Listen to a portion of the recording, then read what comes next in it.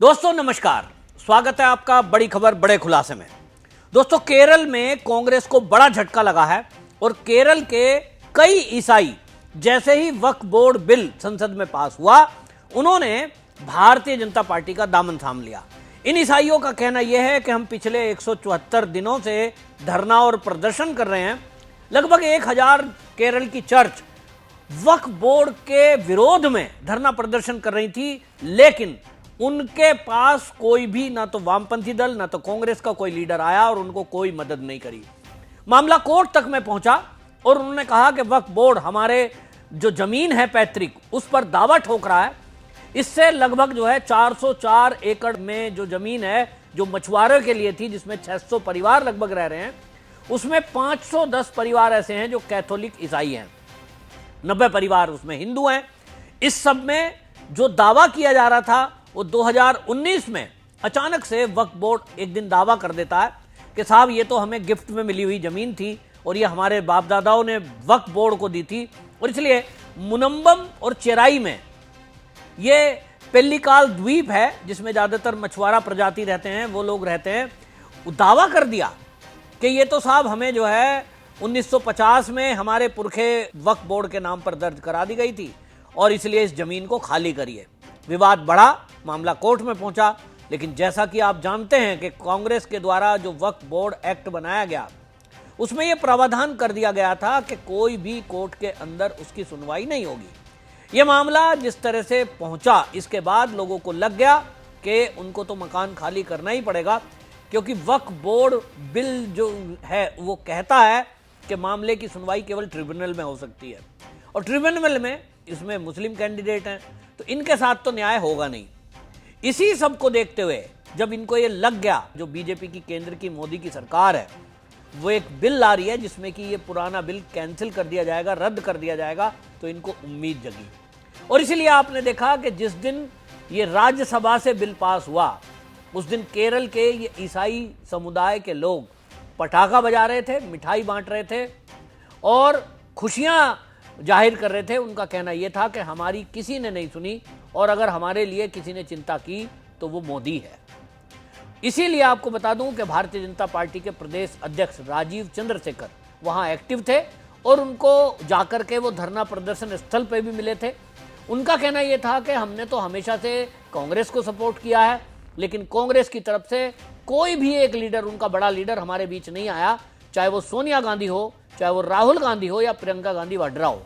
नफरत की दुकान में मोहब्बत की दुकान खोलने वाले राहुल गांधी से ये लोग सवाल पूछ रहे थे कि आप मोहब्बत की दुकान खोलने की बात पूरे दुनिया में कहते घूमते हो, हमारे ऊपर आफत आई है, हमसे जबरन मकान खाली कराने की बात की जा रही है, तो आप यहां आकर यहाँ के जो वक्फ बोर्ड के सदस्य हैं उनको भी थोड़ी मोहब्बत समझा दो, उनके दिल में भी मोहब्बत जगा दो ताकि हमारे मकान खाली ना हो। लेकिन राहुल गांधी ने केरल का रुख नहीं किया, जबकि आप देखें कि इस बार तो वो यूपी से सांसद बन गए, लेकिन पिछली बार तो वो केरल से ही सांसद थे और जब भी आंदोलन चल रहा था।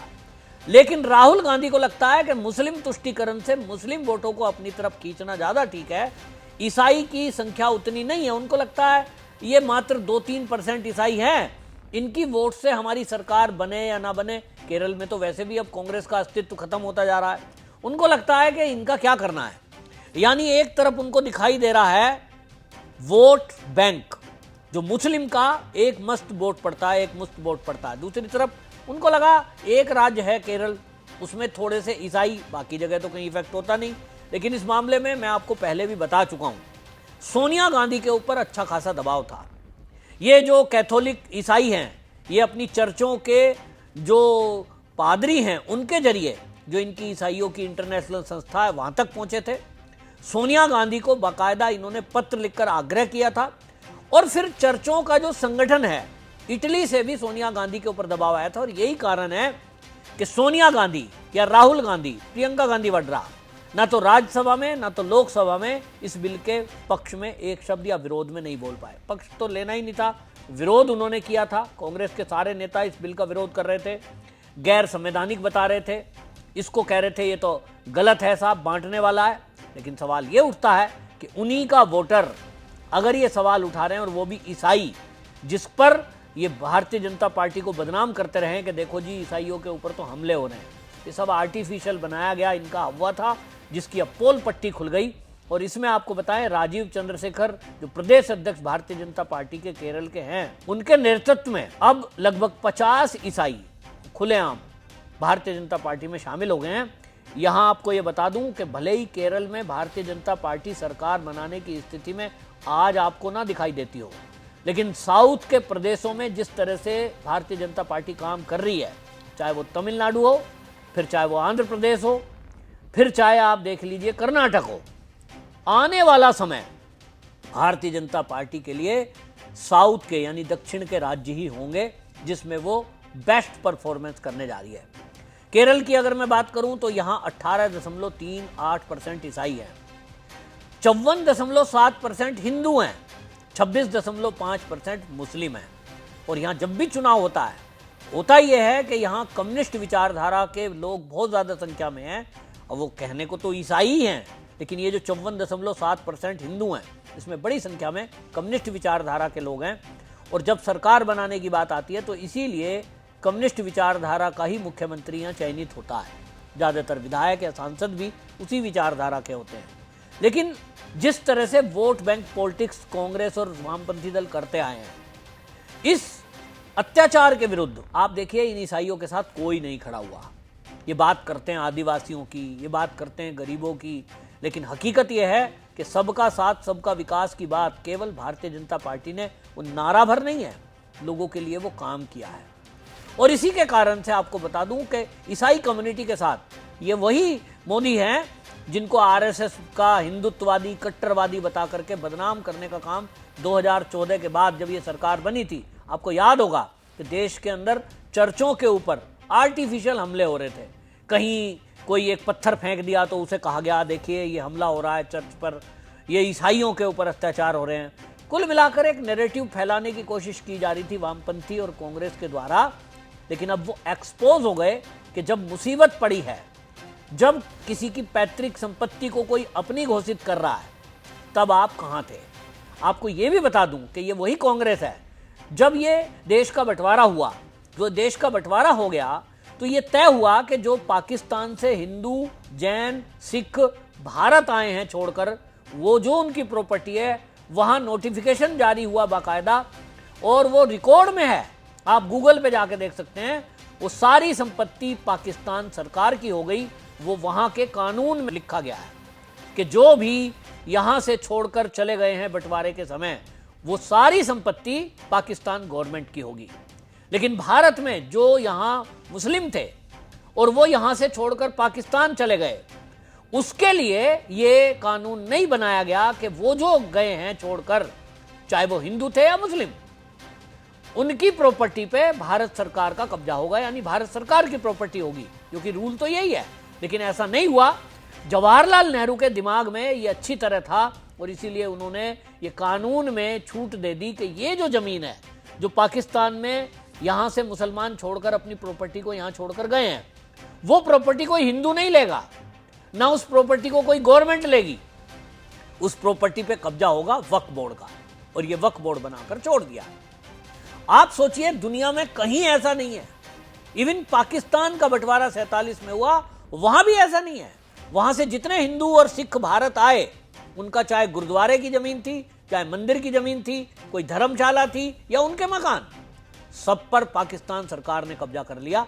ऐसा रूल में लिखा है। लेकिन भारत में तो विशेष छूट दी गई इनको, और इसीलिए यहां वक्फ बोर्ड बना करके इनको लूट की छूट दी गई, जो कि गैर संवैधानिक था। इस गैर संवैधानिक कदम के विरुद्ध कांग्रेस एक शब्द कभी नहीं बोली, क्योंकि उन्हीं के जवाहरलाल नेहरू के द्वारा यह प्रावधान किया गया था। तो सवाल उठना लाजमी है। अब पूरे देश को यह समझना होगा कि किस तरह से कांग्रेस ने तुष्टीकरण के लिए ये काम किए थे, और जहां उनको लगता है कि वो वोट बैंक उनका नहीं है या वहां सरकार बनाने में वो लोग मदद नहीं करेंगे, उसको वो इग्नोर मारती है, कभी उस तरफ देखती भी नहीं। यही हिंदुओं के साथ कांग्रेस ने किया, उनको जाति के नाम पर लड़ाया, बांटा। आज भी राहुल गांधी वही कर रहे हैं, हमेशा ओबीसी करते हुए घूम रहे हैं, क्योंकि उनको लगता है कि ओबीसी कम्युनिटी का वोट परसेंट 40% देश के अंदर जनसंख्या है। तो उनको लगता है वो आबादी जितनी, जिसकी आबादी जितना जितना हक करते हैं ना, वो यही उनकी पॉलिसी है। लेकिन अब देश के अंदर जागरूकता इस बात की लानी जरूरी है कि यहां देश में अब अत्याचार नहीं चलेगा, अवैध कब्जे नहीं होंगे, भ्रष्टाचार नहीं होगा, और जिन लोगों ने भी पूर्व में सरकार में इस तरह के कारनामे किए हैं उन सबको एक्सपोज करके और उसको सुधारने की जरूरत है। मोदी सरकार पिछले 10 साल से यही काम कर रही है। निश्चित रूप से मैं आपको ये बता दूं कि अभी ये शुरुआत है, पूरे देश के ईसाइयों को भी और मुसलमानों को भी ये समझ में आएगा कि उनके हित में यदि कोई है तो वो भाजपा है, जो सबकी, अब आप सोचिए मोदी सरकार हो या भारतीय जनता पार्टी की जिन राज्यों में सरकार है, कोई भी योजना लागू हुई है उसका लाभ सबको मिला है, वो गरीबी के आधार पर मिलता है। चाहे आयुष्मान कार्ड हो तो वो ईसाई को भी बना है तो मुसलमान का भी बना है, खाली हिंदू का नहीं बना। अगर मकान मिले हैं तो वो ईसाई को भी मिले हैं तो मुसलमान को भी मिले हैं, खाली हिंदुओं को मकान नहीं मिले हैं। जो सुविधा दी जा रही है सरकार की वो सबको बराबर मोदी सरकार दे रही है, कोई पक्षपात नहीं किया जा रहा।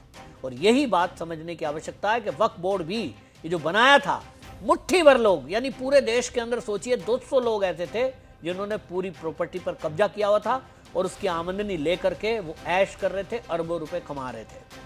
अब पसमंदा समाज को ये समझ में आया है तो धीरे धीरे वो सड़कों पर आकर इस वक्फ बोर्ड बिल के पक्ष में आ गए हैं। तो अब ईसाई कम्युनिटी भी इसके पक्ष में उतर कर आई है। निश्चित रूप से आगे आने वाले समय में भारतीय जनता पार्टी के लिए ये शुभ समाचार है कि दक्षिण के क्षेत्र में भी अब उसकी पैठ मजबूत होती जा रही है, और आने वाले समय में निश्चित रूप से आप देखेंगे कि भारतीय जनता पार्टी की सरकार वहाँ दक्षिण के राज्यों में भी बनती हुई मुझे नजर आ रही है। आपकी क्या राय है कमेंट बॉक्स में जरूर बताएं, वीडियो को शेयर करें। वंदे मातरम।